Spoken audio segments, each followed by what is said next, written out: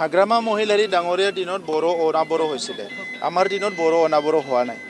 বড়ো অনাবড়ো হোৱাটোৱে ডাঙৰ উদাহৰণ। তাত সেই সময়ত অনাবড়ো ৰাইজে বা যিসকল বড়ো নহয় তেখেতসকলে অনাবড়ো সংগঠনৰ লগত যোগদান কৰি কিহৰ কাৰণে MP জিকাব লগা হৈছিলে হাগ্ৰামা মহিলাৰ দিনত, এইটোৱে ইয়াৰ উত্তৰ। আৰু আমাৰ দিনত কিয় হোৱা নাই?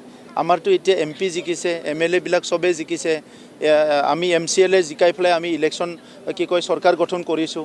আমাৰ চৰকাৰ অহাৰ পিছত প্ৰত্যেকটো যিটো আছে আমাৰ ইলেকশ্যনটো আমি জিকি আছোঁ, ৰাইজে আমাৰ লগত আছে, সেইটোৱে উদাহৰণ। গতিকে হাগ্ৰামা মহিলাৰী ডাঙৰীয়া 17 বছৰত নিজৰ একদম চূড়ান্ত ফেইলাৰ, এই কথাখিনি গাপ দিবলৈ বেলেগৰ ওপৰত দোষ জাপি দিব বিচাৰিছে। মই ব্যক্তিগত হিচাপেও সকলো জাতি জনগোষ্ঠী আৰু সকলো জাতি জনগোষ্ঠীৰ ভাষা, সংস্কৃতি, ধৰ্ম সকলোকে ভাল পাওঁ। ব্যক্তিগত হিচাপেও পলিটিক্সত আহিছোঁ, চৰকাৰত আহিছোঁ, এইটো বেলেগ কথা। তো চৰকাৰী হিচাপেতো কৰিবই লাগিব। সংবিধানৰ দায়িত্বত থাকি পেলাই কোনো বৈষম্য কৰিব নোৱাৰে।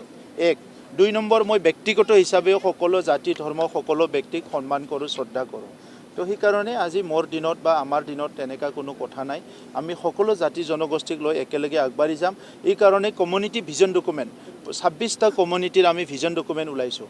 এইবিলাক হাগ্ৰামা মহিলাৰীৰ 1000 কিলোমিটাৰ দূৰৰ কথা, ই ভাবিব নোৱাৰিব।